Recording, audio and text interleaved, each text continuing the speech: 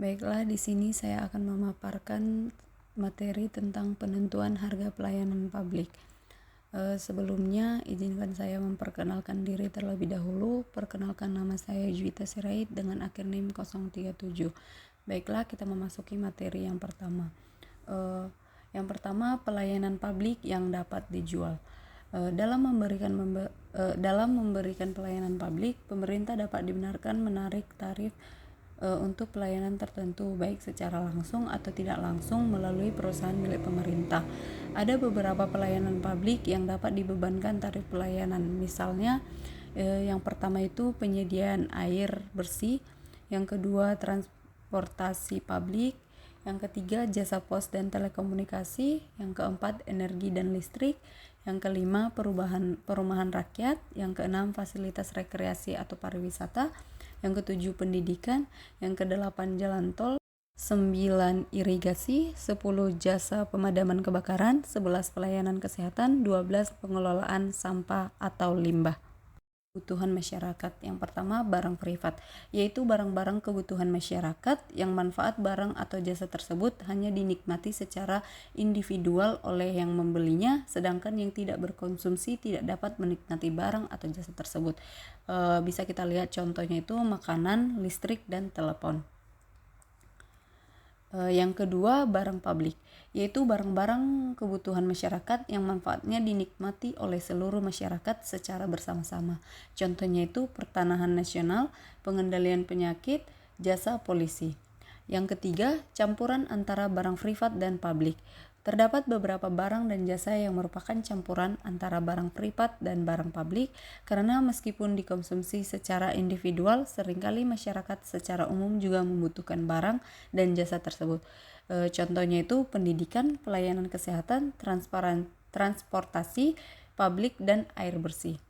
Di sini ada beberapa sebab kesulitan membedakan barang publik dengan barang privat tersebut, antara lain, yang pertama, batasan antara barang publik dan barang privat sulit untuk ditentukan. Yang kedua, terdapat barang dan jasa yang merupakan barang jasa publik, tapi dalam penggunaannya tidak dapat dihindari keterlibatan beberapa elemen pembebanan langsung. Yang ketiga, terdapat kecenderungan untuk membebankan tarif pelayanan daripada membebankan pajak karena pembebanan tarif lebih mudah mengumpulkannya.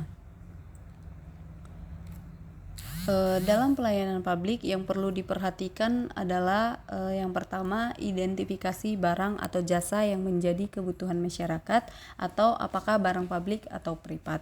Yang kedua, siapa yang lebih berkompeten atau lebih efisien untuk menyediakan kebutuhan publik tersebut atau pemerintahan dan swasta.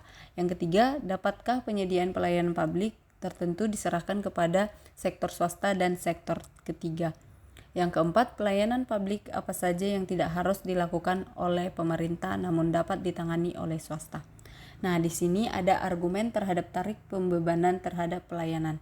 Yang pertama itu suatu jasa, baik merupakan barang publik maupun barang privat, mungkin tidak dapat diberikan kepada setiap orang sehingga tidak adil bila biayanya dibebankan kepada semua masyarakat melalui pajak, sementara mereka tidak menikmati jasa tersebut. Yang kedua, suatu pelayanan mungkin membutuhkan sumber daya yang mahal atau langka, sehingga konsumsi publik harus didisiplinkan atau hemat, misalnya pembebanan terhadap penggunaan air dan obat-obatan medis. Yang ketiga, terdapat variasi dalam konsumsi individual yang lebih berhubungan dengan pilihan daripada kebutuhan, misalnya penggunaan fasilitas rekreasi. Yang keempat, suatu jasa mungkin digunakan untuk operasi komersial yang menguntungkan dan untuk memenuhi kebutuhan domestik secara individual maupun industrial, misalnya air, listrik, jasa pos, dan telepon. Yang kelima, pembebanan dapat digunakan untuk mengetahui arah dan skala permintaan publik atas suatu jasa apabila jenis dan standar pelayanan tidak dapat ditentukan secara tegas. Di sini terdapat argumen yang menentang perbedaan tarif pelayanan, yaitu yang pertama, terdapat kesulitan administrasi dalam menghitung biaya pelayanan. Yang kedua, yang miskin tidak mampu untuk membayar. Di sini untuk menghitung biaya total tersebut terdapat beberapa kesulitan, karena yang pertama kita tidak tahu secara tepat berapa biaya total atau full cost untuk menyediakan suatu pelayanan. Oleh karena itu kita perlu memperhitungkan semua biaya sehingga dapat mengidentifikasikan biaya secara tepat untuk setiap jenis pelayanan. Yang kedua, sangat sulit mengukur jumlahnya dikonsumsi karena jumlah biaya untuk melayani setiap orang dengan orang lainnya berbeda-beda, maka diperlukan pembedaan pembebanan tarif pelayanan. Yang ketiga, pembebanan tidak memperhitungkan kemampuan masyarakat untuk membayar. Jika orang miskin tidak mampu membayar suatu pelayanan yang sebenarnya vital, maka mereka harus disubsidi. Yang keempat, biaya apa saja yang harus diperhitungkan? Apakah hanya biaya operasi langsung atau perlu juga diperhitungkan biaya modal? Di sini penetapan harga pelayanan publik dengan menggunakan marginal cost pricing setidaknya harus memperhitungkan yang pertama itu operasi biaya variabel atau variable operating cost. Yang kedua itu semi variable overhead cost seperti biaya modal atau aktiva yang digunakan untuk memberikan pelayanan.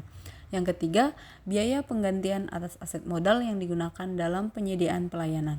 Dan yang terakhir, biaya penambahan aset modal yang digunakan untuk memenuhi tambahan permintaan. Contohnya yaitu penyediaan air, marginal cost.